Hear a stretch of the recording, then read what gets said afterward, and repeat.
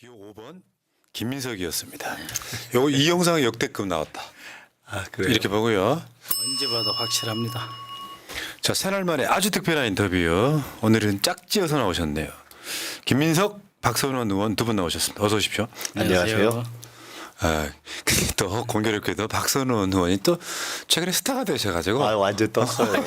죄송합니다. 자, 소개를 해드리면 김민석 의원은 영등포울 국회의원이고 나갈 필요 없는 최고위원 선거에 투입돼서 지금 굉장히 개고생하고 있는 사선 의원이시고, 예, 김민석 의원은 이제 매주 나오니까 여러분들이 딱히 소개가 필요 있나 싶고요.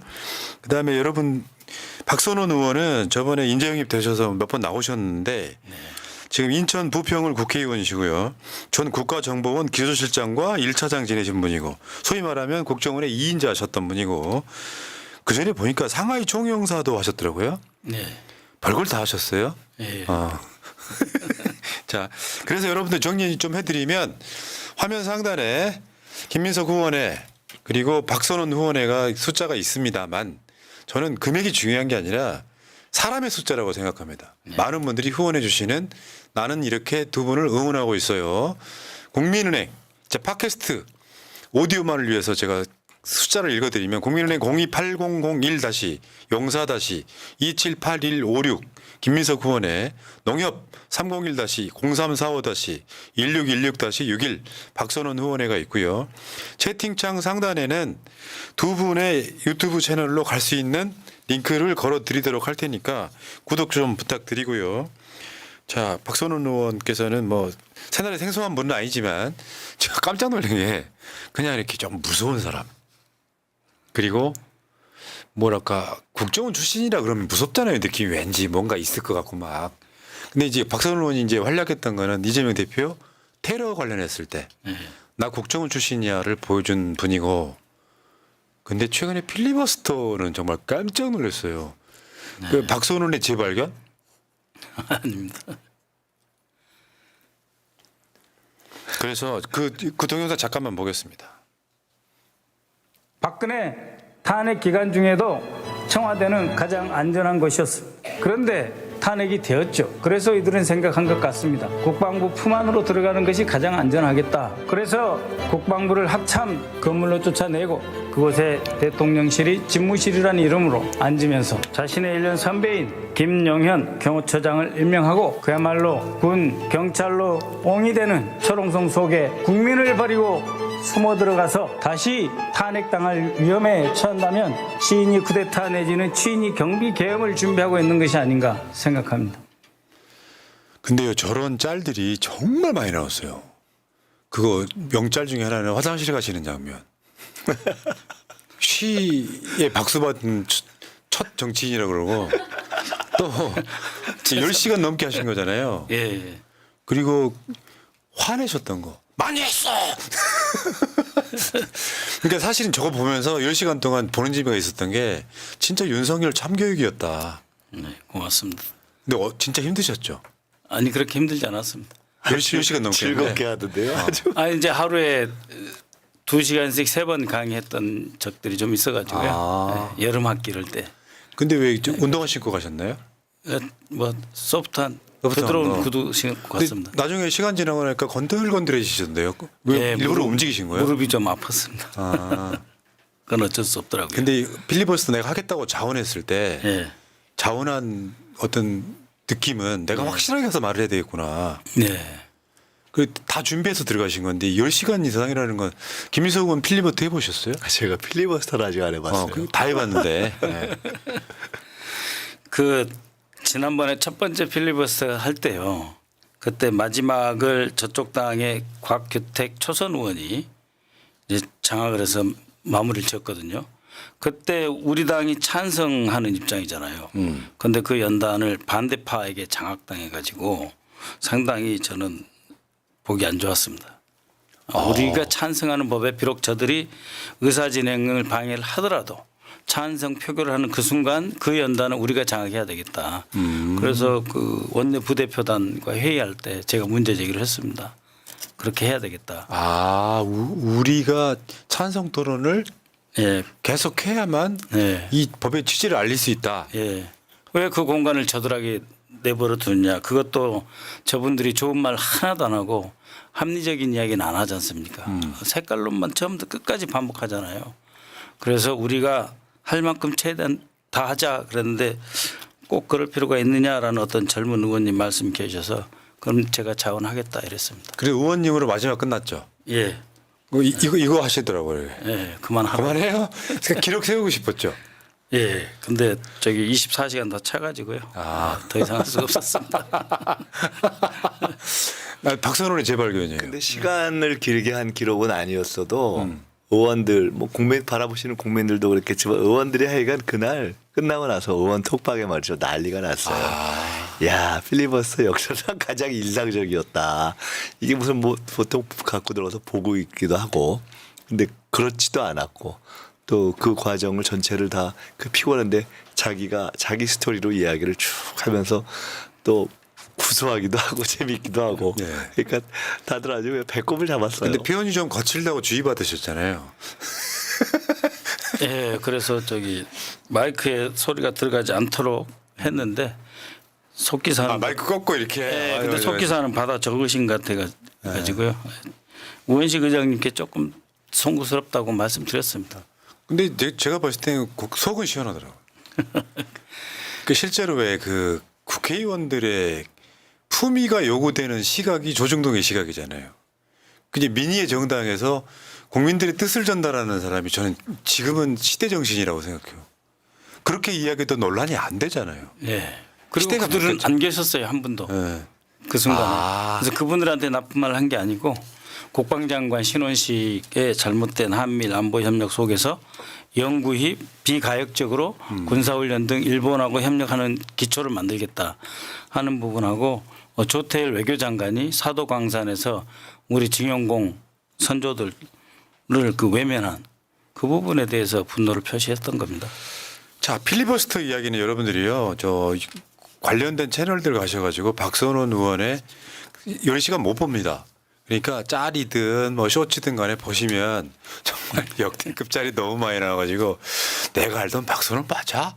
아 저런 그 어떤 용맹함이 있었던 분이구나. 네. 아니, 우리 원래 김민석 그런 의원님은 용맹함이 그랬어요. 있었어요. 학생 때 젊을 때. 네, 감사드립니다. 자, 근데 사실은 제가 알고 있기에 지금 그 정보사 기밀 누출 사건 예. 이게 김민석 의원하고 박선원 의원 합작품이라는 얘기였어요. 먼저 의원님께서 한번 말씀해 주시죠. 저희가 이제 제보를 받아가지고 제보를 받아서 쭉 추적을 해가지고 그거를 이제 국방부에 자료 요청을 통해서 한번 확인을 하고 그러면서 이제 언론에 공개를 한 겁니다. 일단 과정은. 그 원래는 이제 국방위가 열렸으면 이제 김민석 의원님이 그것을 이제 추궁하고 아주 심도 있게 파헤쳤을 텐데 국방위가 안 열렸거든요. 근데 그 다음에 바로 이제 저희 정보위는 예정되어 있었습니다. 월요일, 화요일. 그래서 저희 의원실에서 김민석 의원님 방에 요청을 드렸더니 흔쾌히 기초 자료 주시면서 이거를 질문하면 좋겠다. 이런 방향까지 의원님이 말씀해 주셔가지고 국방이시죠? 네, 정보이시고. 네, 근데 저도 국방인데 아. 국방이 여기 날짜가 안 정보인데 잡히거든요. 국방위가 안 열리는 이유가 오늘 확인했지만은 안 열린 이유가 저 사람들이 국방위를 제대로 하면은 최혜병 특검권이 계속 깊이 들어갈까봐 그렇죠. 지금 뭐 오물풍선부터 시작해서 여러 가지 사안이 있음에도 불구하고 안 하는 거예요. 아주 황당한 사람. 김병주 의원 정신 나간 국민의힘 사과라고 지금 금명분을 안 하는 그게 이제 거죠. 핑계죠, 사실. 핑계죠. 아씨. 오히려 자기들이 김병주 의원 그 발언 나흘 후에 사과를 했지 않습니까? 한일 동맹 사과한다고. 근데 얼마 전에 있었던 수미테리 사건도 네. 전 정권 이야기했는데 나중에 박선원 의원에 의해서 팩트 체크 당했잖아요. 그리고 우리가 그 방송으로 그 자료까지 소개를 해드린 적이 있는데 실제로 알고 보면 제일 많이 써먹은 건 윤석열 때. 네. 그러니까 아니 저런 사건이 터지면요 보통 정상적인 같은 경우는 정부의 연속성을 이야기해야 되거든요. 우리가 의혹 제기한 것 중에 하나가 아마 의원님은 공감하실지 모르겠는데 스미테리의 존재를 들킨 게 용산 대통령실 도청으로 들킨 게 아닐까 저는 그 생각을 해봤거든요. 그 존재를. 근데 그런 의심도 해볼 수 있는 거잖아요. 네. 그러니까 본진이 막 털리고 있는 상태. 근데 사실 굳이 따지자면 우리라면 저런 사안이 생겼을 때 아마 이번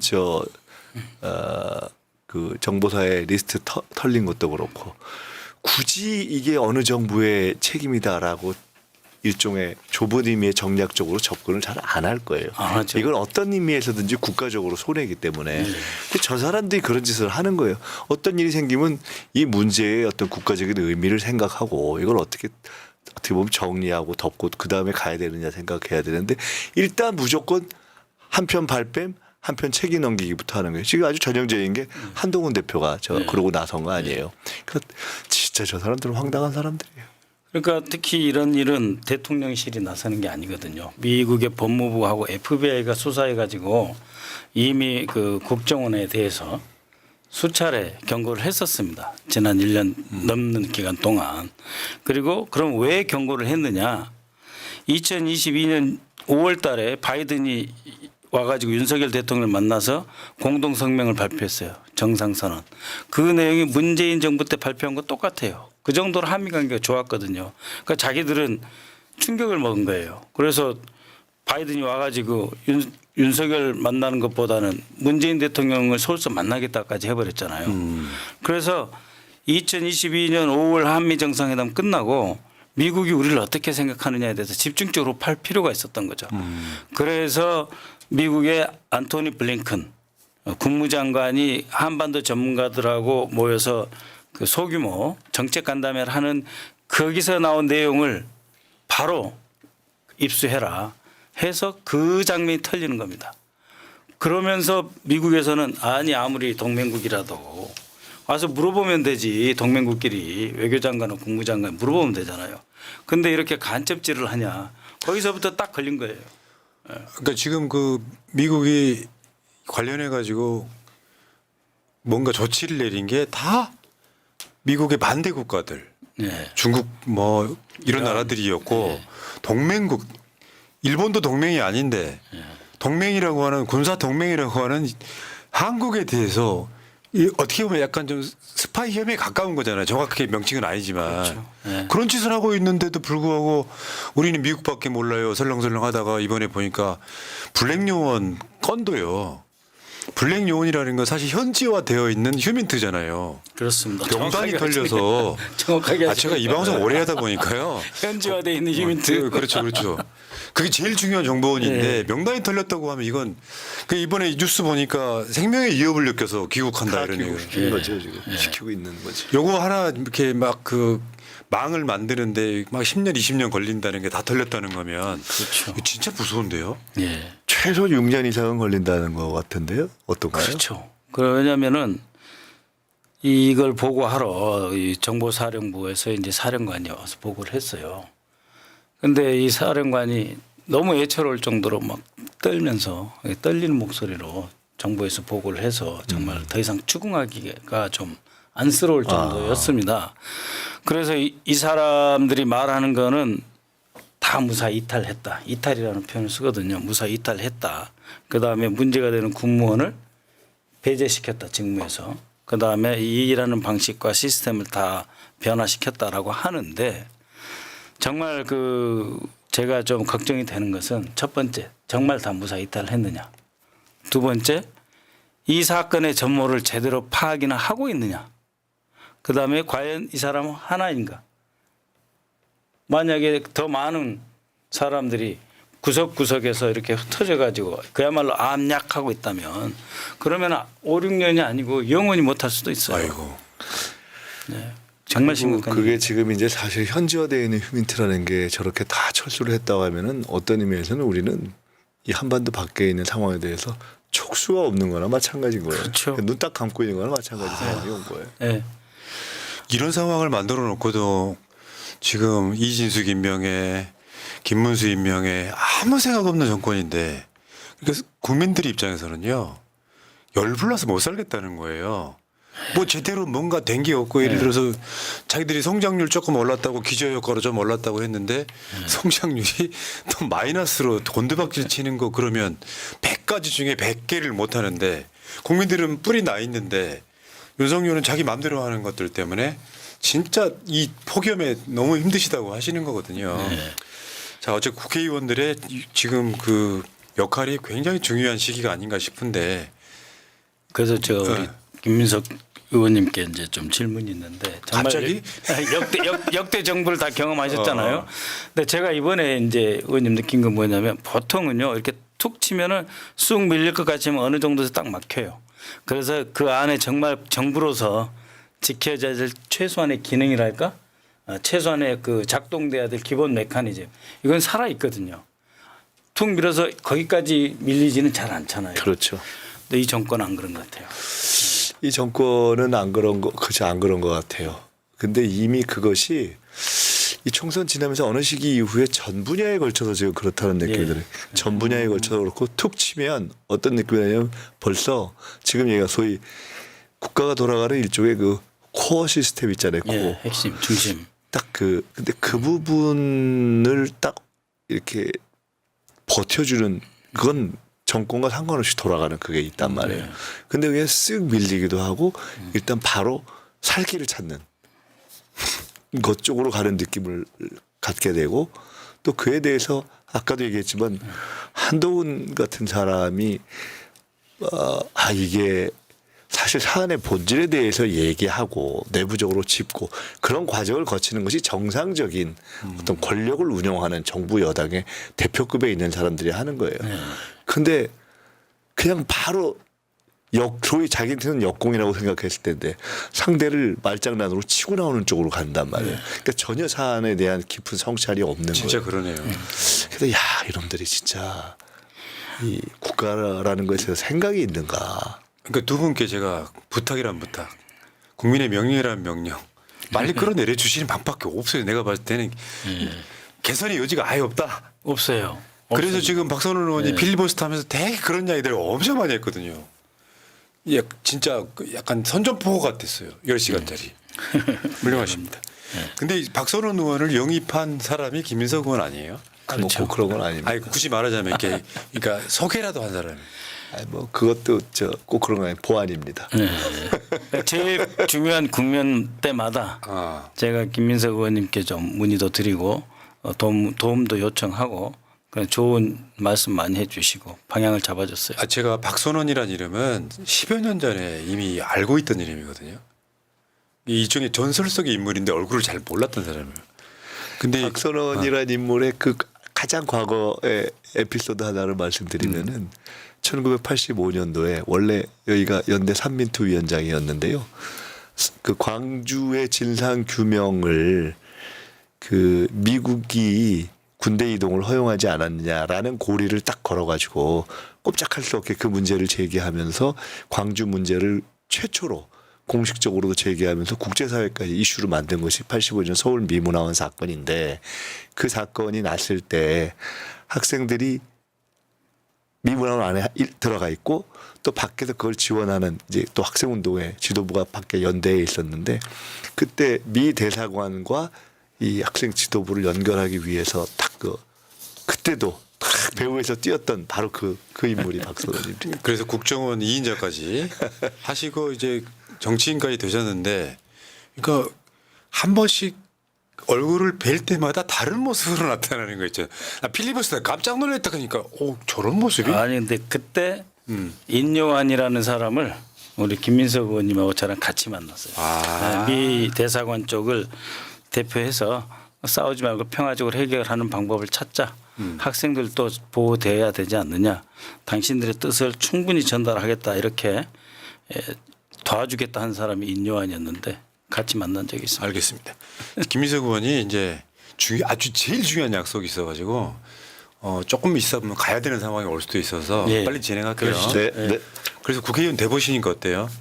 나 표현 중에 제일 가슴 아픈 게 있어서 네, 늙은 초선이란 표현. 본인이 하시더라고 필리버스터에서. 네, 그래서 뭐가 늙었어요? 이제 저 노인정 가면은 입장도 못 달라 초선 이제. 중에 지금 늙은 몇 3인방? 아니 한 7등 정도 되는 것 같아요. 7등 8등. 그 우리 조정식 의원은 6선이시고 또 우리 존경하는 김민석 의원님은 4선이시고 그러시잖아요. 국회의원이란 게 무엇이든가요? 지금 경험도 일천하십니다, 솔직히. 그 저희 1년을 해봐야지. 65일도 안 됐다고 지금 하거든요. 국회의원이란 게 무엇이든가요? 잘 모르겠고요. 열심히 뛰어야 되는 일이다. 그런 직업이라면 좀 표현이 그렇고요. 열심히 뛰지 않으면 안 된다. 정말 열심히 뛰어야 되겠다 하는 생각입니다. 자, 그럼 질문 이건 넘어갈게요. 쓸데없는 질문 넣어가지고 죄송합니다. 이 어려운 국면에서 이 어렵고 어떻게 보면 무도하다, 무책임하다, 무능하다 좌우지금 산무인데 그 중에서도 방향 감각 자체를 잃어버린 무분별성. 맞죠. 네. 그게 제일 문제인 것 같아요. 무능할 수 있거든요. 10시간 동안이나 윤석열 참교육하신 게 그 내용이잖아요. 미안합니다. 아니 우리 같은 사람도 그냥 뭐 어디 무지랭이 유튜버지만 현안을 그렇습니다. 다루다 보니까 네. 이건 정권이 아닌 거예요. 아니에요. 옛날에는요, 푸나님 그 경제 그러면은 뭐 자동차는 좀 안 되는데 석유화학은 잘 된다. 아니면 석유화학 자동차는 안 되는데 맞죠, 반도체는 다 한두 가지는 잘 되는 게 있었어요. 근데 경제에서 요새는 현대자동차 빼고는 잘 되는 게 거의 없어요. 2차 전지까지 다 포함해서. 그리고 옛날에는 뭐 하다못해 문화라든지 K-팝이라든지 IT라든지 김대중 대통령 때 IMF 그 어려운 상황에서도 김대중 대통령이 IT로 새로운 국면을 여셨잖아요. 맞죠. 이 정권은 단 하나의 미래 비전이나 기치를 내걸지 못해요. 오로지 퇴행적이고 선 가르고 단세포적이고 정말 1차원적인 집단입니다. 아까 들어오시기 전에 우리가 마지막 의제가 윤석열이 R&D 예산 삭감해가지고 네. 기업들이 포기가 속출하고 있다. 네. 중국은 지금 R&D 집중하고 있고 네. 한국은 부동산에 집중하고 있고 네. 이건 나라 망하는 소리 맞죠? 예, 그렇습니다. 제가 이제 문재인 정부 때 그 코로나 환경 속에서 우리나라가 전 세계에 어느 정도 될까? 핵심 경쟁력 분야를 한 10개를 나눠서 봤는데 우리나라 그 10개 분야에서 한 7개를 3위에서 5위 사이에 쫙 깔려 있었어요. 아이고. 예? 뭐 일본은 그 5위 안에 잘 못 들어왔어요. 그러면은 1, 2, 3, 4, 5위 하면은 중국하고 우리하고 경합하는 것도 상당히 많았고요. 근데 지금은 다 10위권 밖으로 거의 밀려나지 않았느냐. 어떻게 해요? 반도체하고 2차 전지 빼면. 근데 트럼프가 들어오면 경제 박살납니다.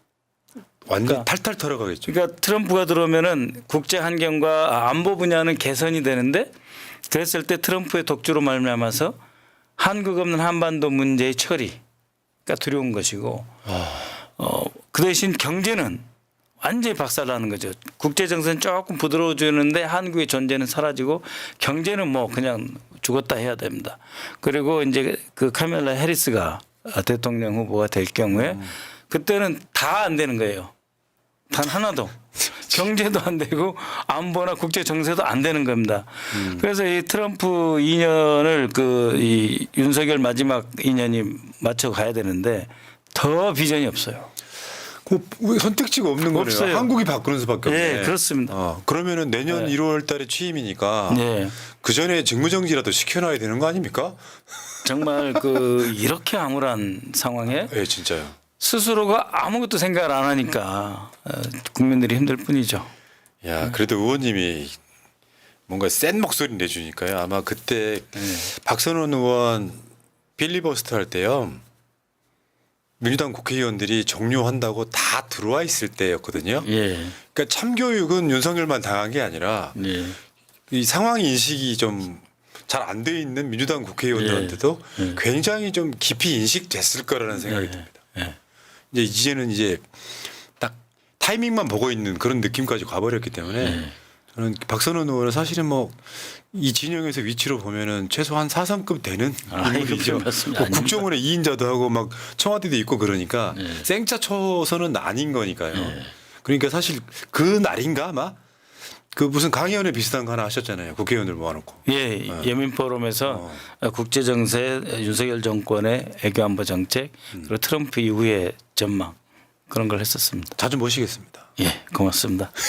자, 오늘은 사실은 어떻게 보면 이 필리버스터 고생 노고를 치아드리고 고맙습니다. 김민석 의원 좀 예. 같이 방송도 했는데 네. 자주 나오실 수 있도록 제가 예. 조치를 하도록 하겠습니다. 예, 김민석 의원이 또 수석 최고위원이 되면 더 때때로 나오겠습니다. 끝까지. 근데 초선인데 정보위 간사 맡으셨더라고요. 예, 뭐 경력이. 네, 경력이 예, 하긴 뭐 그렇습니다. 예. 국정원 제1차장 기초실장 하신 분이 예. 거기서 그냥 일반 위원 일 수는 없잖아요. 예, 알겠습니다. 마지막으로 새날 식구들께 이미 식구니까 예. 우리 새날 반드시 옵니다.